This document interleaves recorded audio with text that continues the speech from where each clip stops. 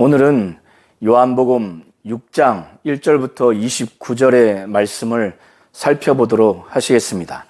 5장에서 6장 이 사이에는 많은 사건이 있었고 상당한 시간이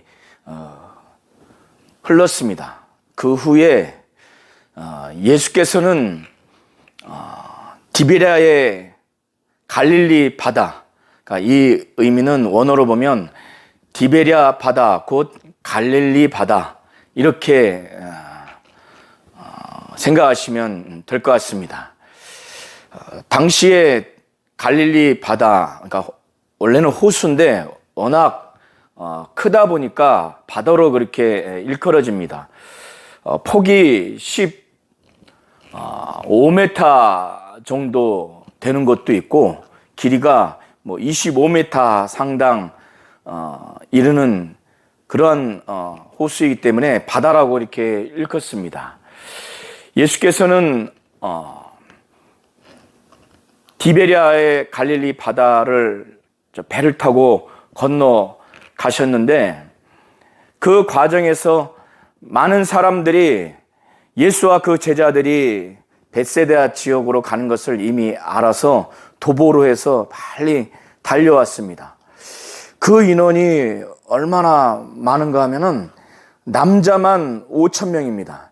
여자와 아이들은 이 당시에 사람의 그 인원 계수에서 대상으로서 제외됐는데 그러면 최소 10,000명이 넘고 만약에 여자와 아이가 또 성인 남자가 가족 단위로 계산한다면 20,000명에 이르는 인원까지 추산할 수가 있습니다. 이 정도 큰 무리가 예수를 따라갔어요. 그들이 왜 그렇게 많은 사람들이 큰 무리를 이루어서 따라가게 됐는가? 예수께서 병자들에게 행하신 표적을 보았기 때문에 그렇게 쫓아간 겁니다. 38년 된 병자를 치유하시고 또 왕의 신하의 아들이 거의 죽게 된 상황에서 예수께서 말씀으로 치유를 하셨죠. 요한복음에 기록되지 않는 많은 표적이 있다고 하는 것은 이미 요한복음 20장 30절 31절에 이미 기록하고 있습니다. 예수께서 자기를 따라오는 큰 무리를 보시면서 목자가 없는 양같이 여기셔서 그들을 영접했고 그들을 불쌍히 여겼습니다. 그래서 영적으로 지도자가 없는 이는 마치 목자가 없는 양과 같이 여겨서 불쌍하게 여긴 거예요. 양들이 아무리 많다 할지라도 목자가 없는 양들은 제때 아주 싱싱한 풀을 먹을 수도 없고 또 일이나 그런 짐승의 공격에서 제때 보호받을 수가 없는 겁니다. 갈 바를 알지 못하는 거죠. 양들은 단순하기도 하고 그래서 목자가 있어야 그들의 삶을 생명을 유지할 수가 있는 겁니다. 예수께서는 큰 무리를 보시면서 목자가 없는 양같이 여겨서 불쌍한 마음이 들고 그래서 그들을 영접해서 하나님의 나라의 이야기도 해주시고 여러 가지 말씀을 증거해 주시고 그들이 예수께서 병자들에게 행한 표적을 보고 왔기 때문에 그들 또한 본인도 병자이고 또 아는 지인들 내지는 친족들 중에 병자를 데리고 왔어요. 그래서 예수께서는 병자들을 또 치유도 하셨습니다. 영적 지도자가 없기 때문에 영적인 말씀, 하나님의 말씀을 전할 자도 없고 들을 기회도 없고 하나님의 나라에 대해서 말할 자들이 없죠. 그리고 하나님의 능력으로 병치유할 지도자가 없기 때문에 얼마나 불쌍합니까? 예수께서는 그렇게 말씀 사역과 치유 사역을 하고 난 다음에 이제 해가 뉘엿뉘엿 이제 넘어가게 돼서 이제 저녁이 됐어요. 그러니까 12 제자들이 이구동성으로 말하기를 지금 이것은 빈들이고 또 이들을 먹을 양식도 없으니까 마을이나 촌에 가게에서 거기에서 유하기도 하고 음식을 좀 사 먹게 해달라고. 근데 예수께서 너희들이 이들에게 양식을 주어라 이렇게 말씀하시는 겁니다. 이 과정을 좀 더 자세하게 요한복음에 기록하고 있는데 예수께서 산 위에서 제자들과 거기에 앉았어요. 그들을 좀 쉬게 하려고 그렇게 하셨는데 큰 무리가 예수에게 오는 것을 보시고 빌립을 시험하고자 빌립에게 질문을 합니다. 어떤 시험을 하고자 하는가? 전후 상황, 그 문맥을 보면은 빌립이 이런 상황 하에서 예수의 정체성에 대한 그 믿음과 예수가 이 많은 사람을 먹일 수 있는 능력이 있는 그런 분이라는 것을 예수가 의도한 대로 반응해 주기를 바라는 겁니다. 그런 차원에서 예수께서 빌립에게 이제 묻기를 어디서 떡을 사서 이 사람들을 먹게 하겠느냐 이렇게 질문을 하는 겁니다. 그때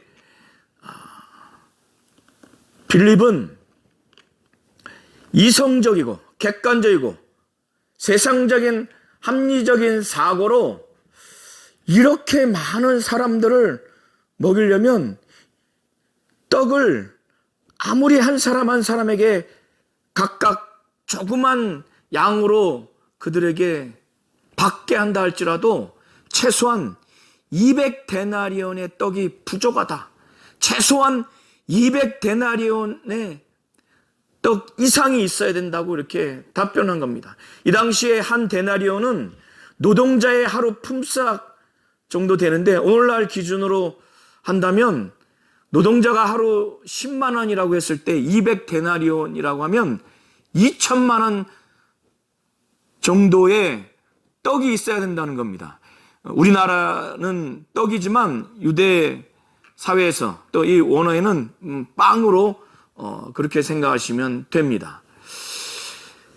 그런데 이제 곁에 있는 다른 예수의 제자 베드로의 형제인 안드레가 그와 곁에 있는 어린 아이가 보리떡 5개와 물고기 2마리를 가지고 있었어요. 그래서 그를 예수께 데리고 와서 예수께 여쭙습니다.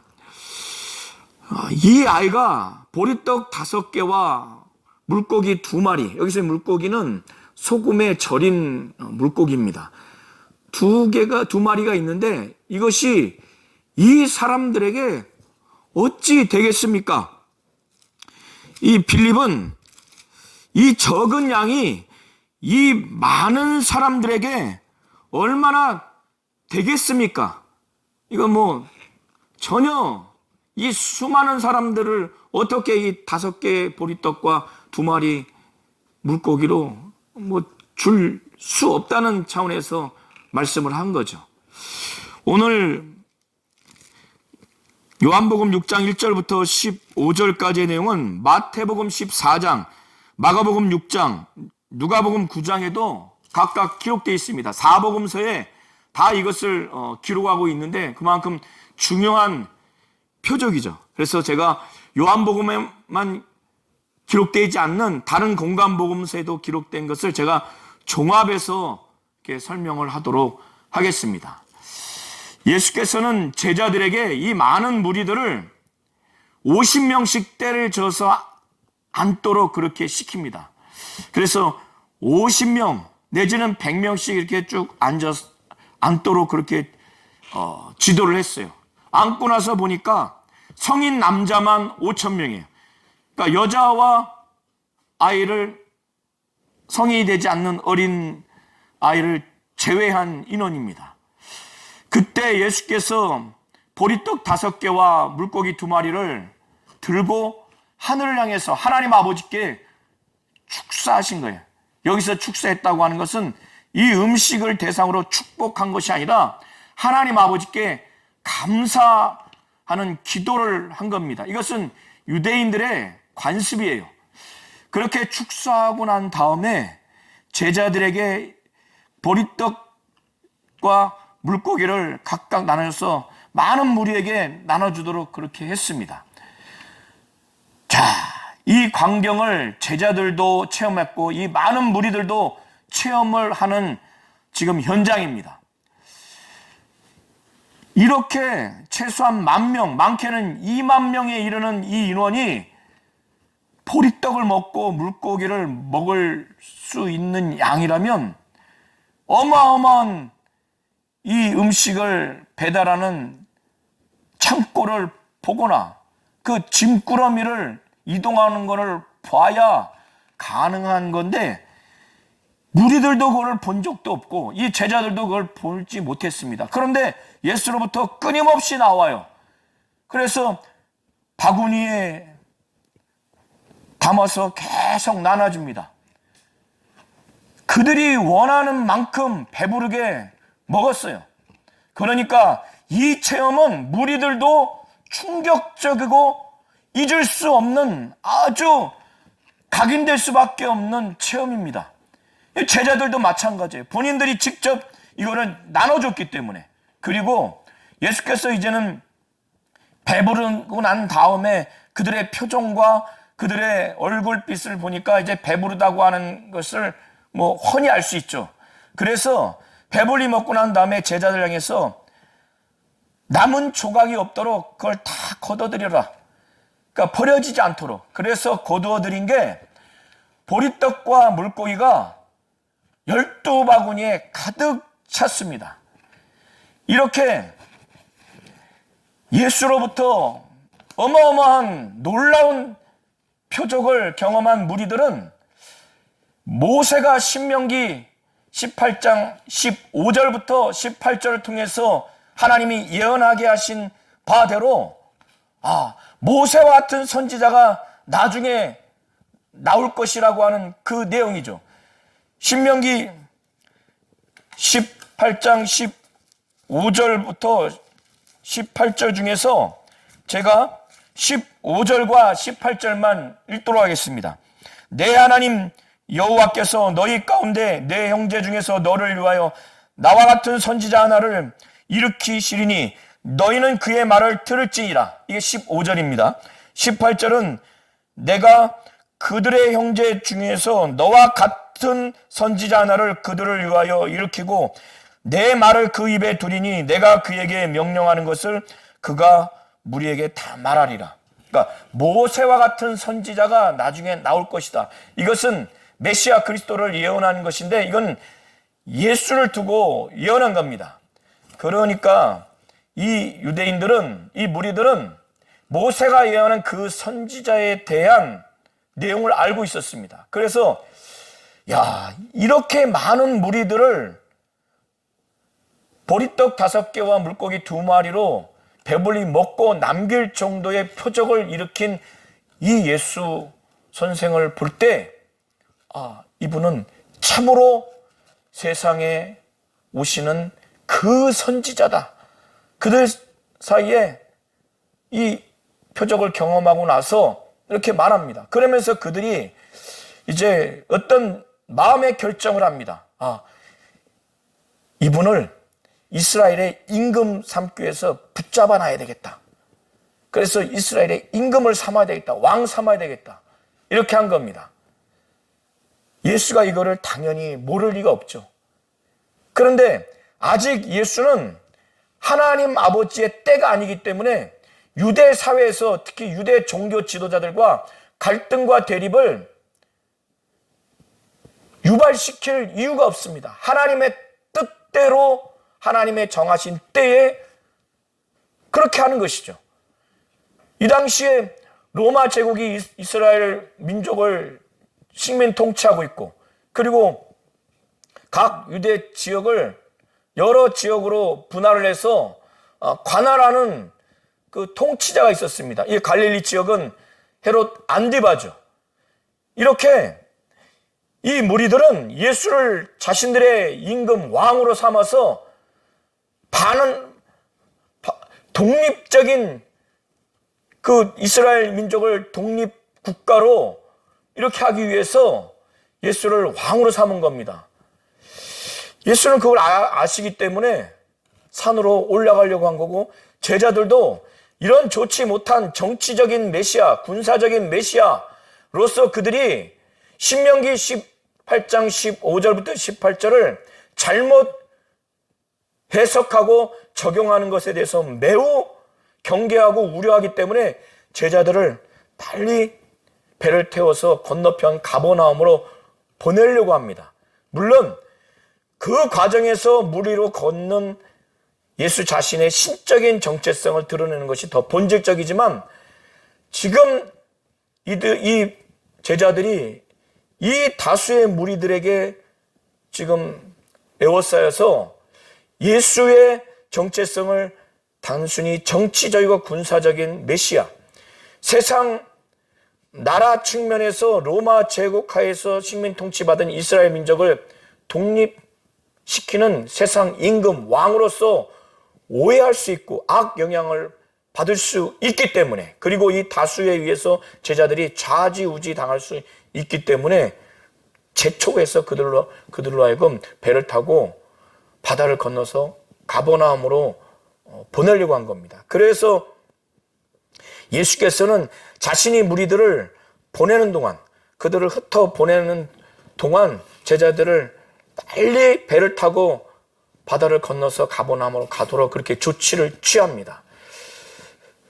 그러고 나서 예수는 제자들과 함께 배를 타지 않고 산으로 올라가서 기도하려고 산으로 올라갑니다. 이런 과정에서 이 무리들은, 배를 타고 간 사람들은 12명의 제자만 본 거예요. 예수는 배를 타고 건너편으로 가지 않은 것을 분명히 보았습니다. 이러한 상황에서 저녁을 먹고 배를 타고 제자들이 갔기 때문에 이미 해는 저물었습니다. 어두워요. 그런데 배를 타고 한 10리 정도 가니까, 10리 정도 가는 거리는 약 5에서 6km 정도 됩니다. 예수께서는 기도를 하시고 난 다음에 다시 무트로 나오셔서 제자들이 노를 져서 가는 모습을 보는데, 어느 정도 거리를 간 다음에 큰 바람이 불어서 막 파도가 일었어요. 그러니까 이 제자들이 뭐 큰 나룻배겠죠. 노를 저었으니까. 그 중에는 어부 출신 베드로도 있고 또 다른 어부 출신 제자도 있습니다. 힘껏 저었는데 이 큰 바람, 아주 세게 부는 바람, 그러니까 파도가 일 정도의 바람이니까 얼마나 셉니까? 그래서 이 바람과 이 거친 물결 때문에 너무너무 아주 고생을 하고 있어요. 예수께서 유대 시간법으로 밤 4경쯤에 이 제자들이 괴로이 아주 힘들게 노를 저으면서 큰 바람과 거친 파도와 싸우면서 아주 고생하면서 노 젓는 것을 보시고 밤 4경쯤에 물 위로 걸어갑니다. 그런데 이들이 저녁을 먹은 다음에 저녁부터 그 다음 새벽 3시에서 6시까지 노를 저은 시간이 적게는 6시간, 많게는 9시간, 이렇게 6시간부터 9시간 사이 장시간 동안 노를 저었는데, 다른 공간보험서에 보면은 배가 바다 한가운데 가운데 있다고 표현을 합니다. 그러면 그렇게 장시간 노를 저었는데 이제 한가운데 있는 거예요. 5에서 6km 정도밖에 가지 못한 겁니다.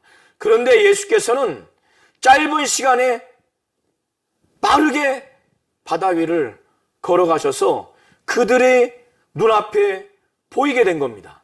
자, 우리 성도님들이 깜깜한 새벽에 거친 파도가 이르고 큰 바람이 부는 바다 가운데, 그것도 오늘날 같은 현대화된 큰 배가 아니라 노를 젓는 좀 더 큰 나룻배, 그것도 12명이 탄 그런 배를 가지고 지금 파도가 치고 있죠.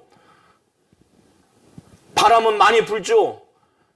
이 배는 바다 한가운데 있어서 지금까지 온 거리나 앞으로 갈 거리가 똑같아요. 이것은 죽음의 공포를 느낄 수밖에 없습니다. 이때 달이 뜨지 않았다면 이건 뭐 엄청난 공포입니다. 달이 떴다 할지라도 공포예요. 그런데 이런 상황 하에서 이들에게 더 공포감 있는 것은 어떻게 이렇게 공포스러운 이런 자연 환경에서 유유히, 그것도 빠른 속도로 이들 앞에, 이들이 볼 때 유령과 같은 존재가 자기들 앞에 지금 막 빠른 속도로 오는 겁니다. 그러니까 놀래서 막 소리 치는 겁니다. 놀라지 않았겠습니까? 저도 개인적으로 차를 몰고 가다가 서해안 지역에서 저녁에 바다를 보았는데 검어요.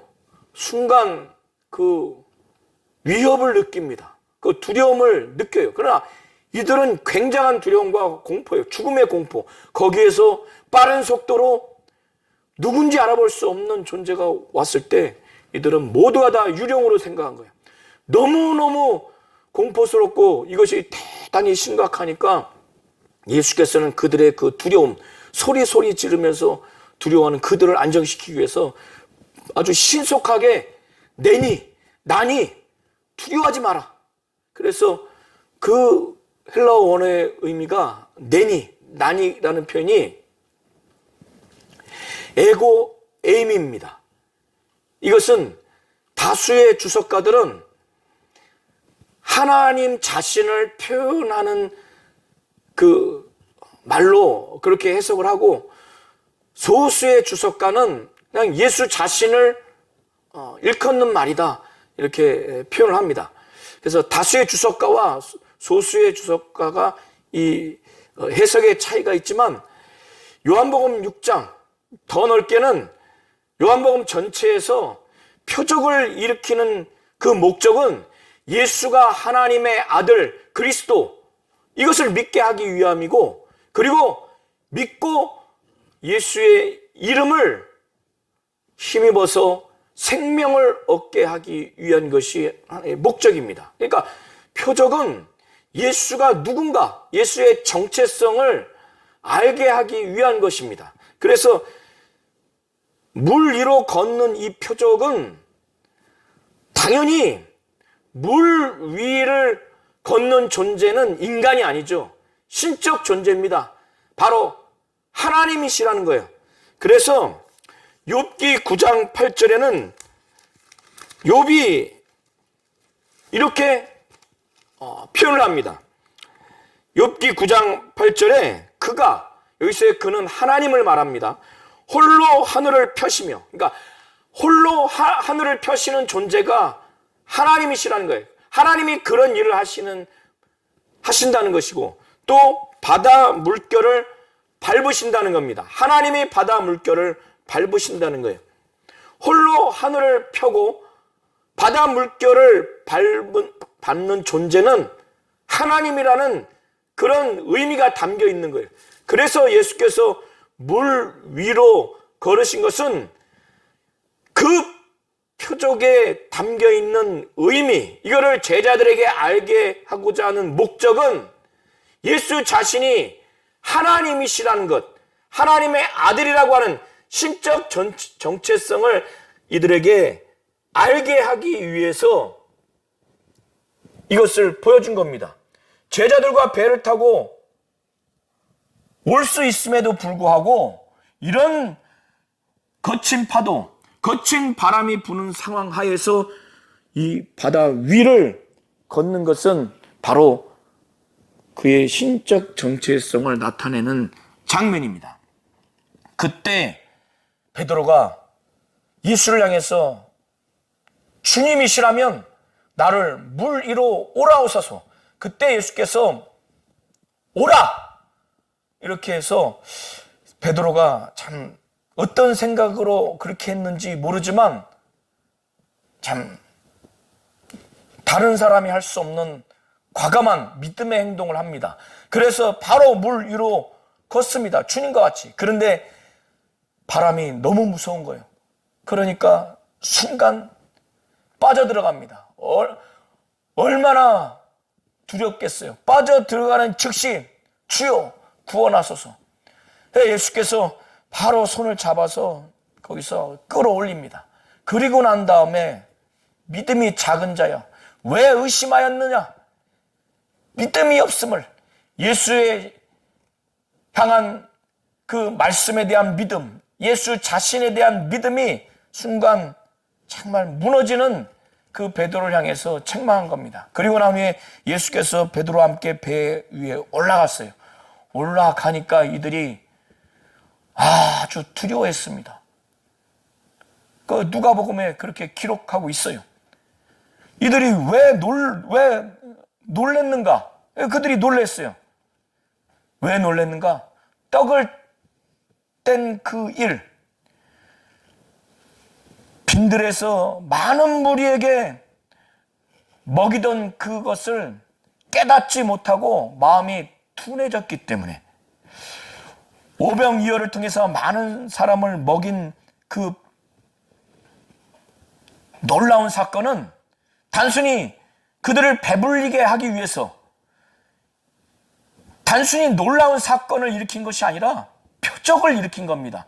표적이라고 하는 것은 예수께서 어떤 놀라운 사건을 일으켰고, 그리고 그 놀라운 사건을 통해서 영적인 그 의미, 영적인 뜻을, 그것을 목격한 자들에게 그것을 전하게 하기 위해서 일으킨 놀라운 사건이 표적입니다. 그런 영적인 의미와 뜻을 전달하는 것 없이 일으킨 것은 놀라운 사건으로 머물지만, 영적인 의미와 영적인 뜻이 있는 놀라운 사건은 그것을 바로 표적이라고 하는 겁니다. 그래서 무리들에게 오병이어를 통해서 많은 사람을 먹인 이 표적 사건과 물 위로 걸어간 이 표적 사건은 영적인 의미가 있는 건데, 그 영적인 의미는 모두가 다 예수의 신적 정체성을 나타내고, 곧 예수가 하나님의 아들 그리스도이심을 믿게 하는 것이고, 그리고 믿고 예수의 이름을 힘입어서 생명을 얻게 하기 위한 것입니다. 예수께서 베드로와 함께 배 위에 올라오니까 바람이 잔잔해집니다. 당연히 파도도 잔잔해졌을 거예요. 그러니까 그들이 이제 모두가 다 절하면서, 무릎 꿇고 절하면서 진실로 하나님의 아들이로소이다 이렇게 고백을 합니다. 이것은 이 표적이 목적하는 바였어요. 그들은 이 예수가 이제 신적 정체성을 가진 분이라는 걸 알고 배로 들어온 것, 그 영접하는 걸 기뻐한 겁니다. 이렇게 되니까 어떤 또 표적이 나타나는가? 21절 후반부에 보면 배는 곧 그들이 가려던 땅에 이르렀다는 거예요. 지금까지 6시간 내지부터 9시간 이렇게 장시간 제자들이 노를 쳐면서 온 거리가 불과 5에서 6km밖에 되지 않는데, 21절 보면 이에 기뻐서 배로 영접하니, 예수가 배 안에 들어오니까 어떤 놀라운 표적이 일어납니까? 배가 곧 즉시로 그들이 가려던 땅에 이르렀다는 거예요. 이렇게 가버나움 지역에 도달을 하게 되니까 제자들이 출발했던 그 지역, 디베랴 그 바다, 그 지역에 빈들에서 오병이어를 통해서 많은 음식을 먹은 것을 경험했던 큰 무리들이 예수가 안 계신 것을 나중에는 발견합니다. 처음에 바닷가에 보니까 그들이 배 한 척 외에 다른 배가 없는 것을 보게 됐고, 그리고 전날 그들이 본 것은 배를 타고 가는 사람들은 12제자 외에 예수는 그들과 함께하지 않았다는 것. 그렇기 때문에 제자들을 만나고 싶은 거 아니라 예수를 만나고 싶은 거예요. 그래서 예수를 찾아도 없어요. 제자들도 없고.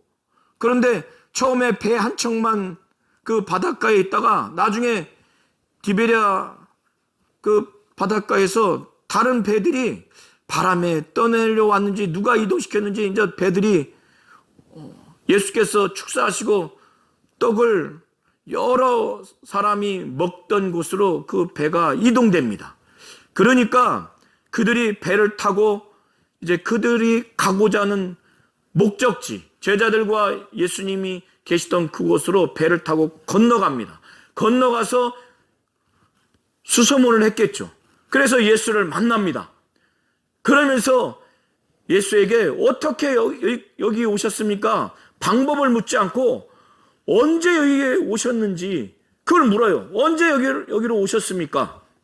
그들이 이렇게 집요하게 예수를 찾는 목적은 그들은 아까 말씀드린 것처럼 신명기 18장 15절부터 18절에 모세가 예언한 자기와 같은 그 선지자를 정치적인 군사적인 메시아로만 그들이 그 의미를 받아들이고 그렇게 해석을 했기 때문에 이스라엘의 임금 삼고자, 그리고 그들이 한번 경험한 이 엄청난 이 배부른 사건을 경험하니까 정치적인 자유 그리고 경제적인 부유를 이 예수는 줄 수 있겠구나 해서 아주 집요하게 따라다니는 겁니다. 그러니까 예수가 이들의 이 동기와 목적을 모르겠습니까? 당연히 알죠.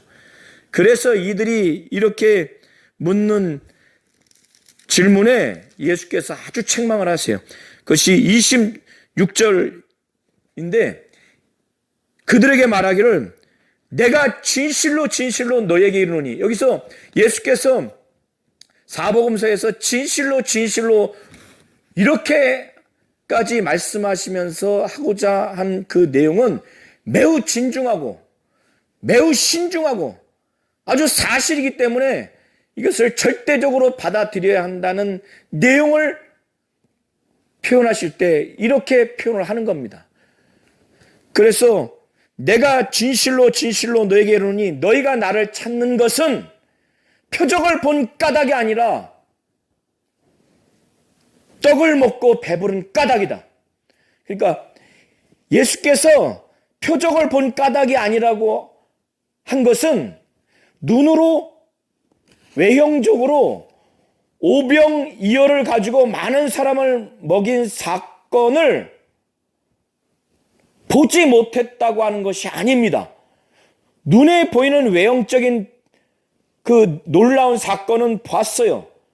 그러나 예수께서 말씀하신 것은 이 놀라운 사건의 영적인 의미, 영적인 뜻이 담겨 있는 상태로서의 놀라운 사건, 곧 이것을 표적이라고 아까 말씀드렸죠.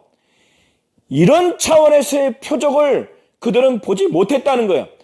그 표적을 본 까닭이 아니라 떡을 먹고 배부른 까닭으로 나를 경제적인 부유함을 채워줄 수 있는 자로 너희가 생각을 해서 지금 나를 찾는 것이다. 아주 책망을 하시는 거죠. 이렇게 말씀하신 배경에는 오병이어를 가지고 많은 사람에게 음식을 제공한 그 표적은 예수가 어떤 목적과 어떻게 그걸 받아들이기를 바라는 것이 당연히 거기에 전제되어 있다는 것이죠. 바로 거기에는 하나님의 뜻, 하나님이 주시고자 하는 영적인 의미를 그들이 깨달아 알았으면 좋겠다. 그것이 무엇인가? 이들에게 썩을 양식을 위해서 일하지 말고 영생하도록 있는 양식을 위해서 하라. 그러니까 여기에 그 표적의 영적 의미와 뜻이 담겨져 있는 거예요. 이들에게 썩을 양식을 그들에게 주어서 그걸 위해서 일을 하도록, 육신을 위해서 살도록 그렇게 표적 사건을 일으킨 것이 아니라 너희들의 영혼이 죄로 인해서 죽어 있으니 이 영혼이 살 수 있도록, 영원히 살 수 있도록 하나님의 생명으로 살 수 있는 그 요소인 영적 양식, 영생하도록 있는 양식을, 그것을 찾고 그래 갈급해서 그 양식을 구해서 일을 하도록 깨우쳐 주기 위해서 그 표적 사건을 일으킨 겁니다. 예수께서 이것이 전제되어 있는 말씀을 26절과 27절을 통해서 말씀하시는 거예요.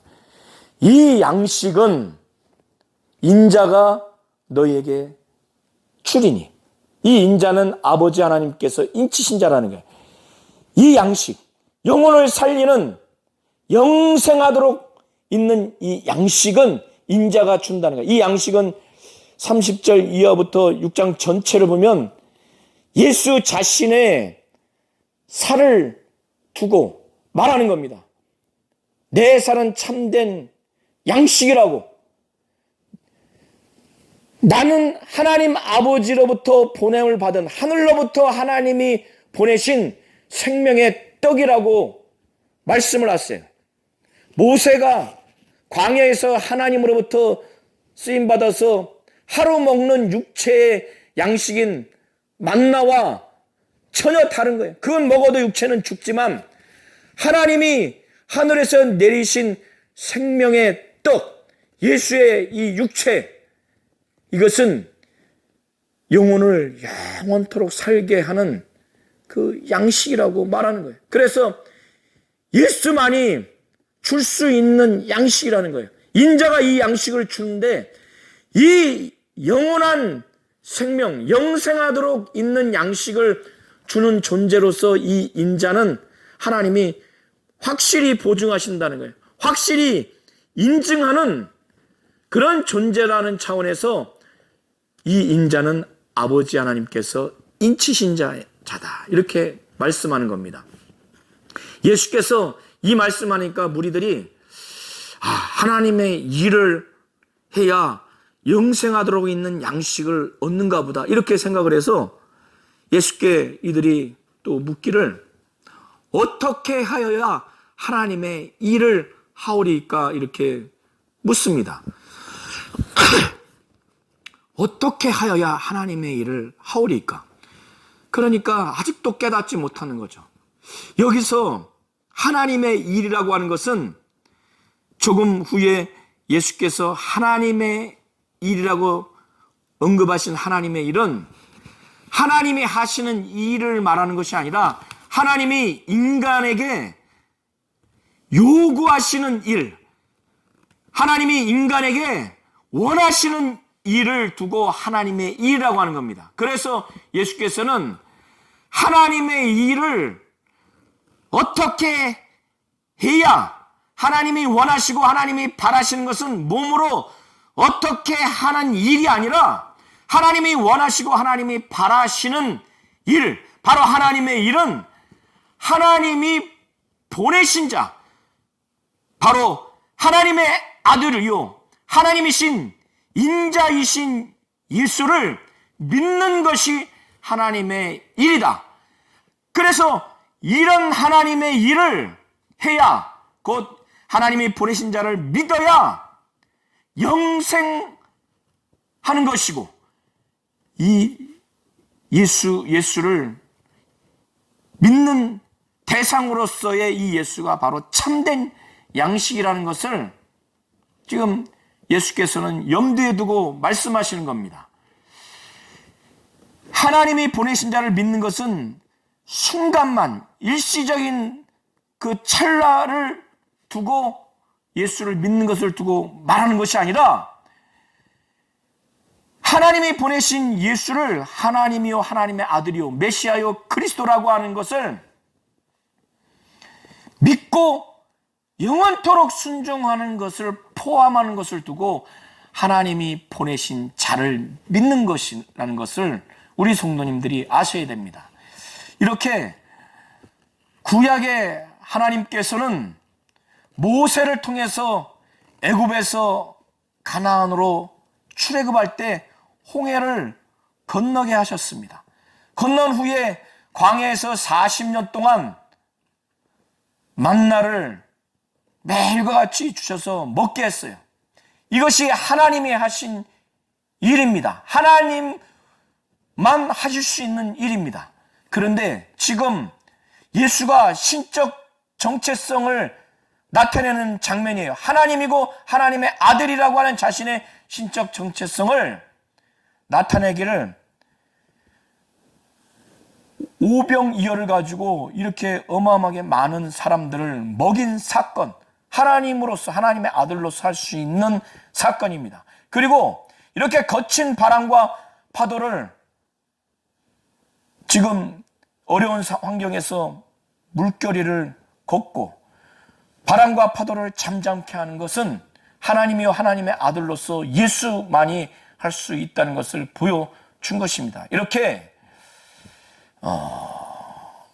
요한복음 6장 1절부터 29절을 통해서 오늘 살펴본 것처럼 이런 시각으로 잘 보시면 좋을 것 같습니다. 그래서 26절부터 29절을 통해서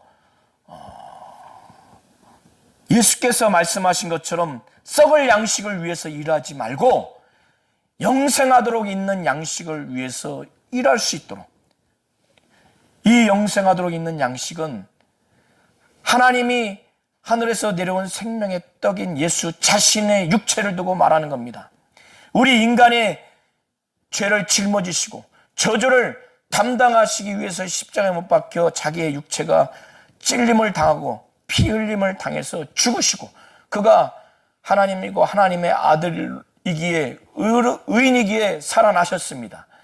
이거를 확실히 알고 하나님이 보내신 이 예수를 믿는다면 예수가 우리를 영원히 살리는 그런 믿음의 대상으로서 참된 양식이라는 것을 우리 성도님들이 분명히 아시고, 예수의 오늘 말씀처럼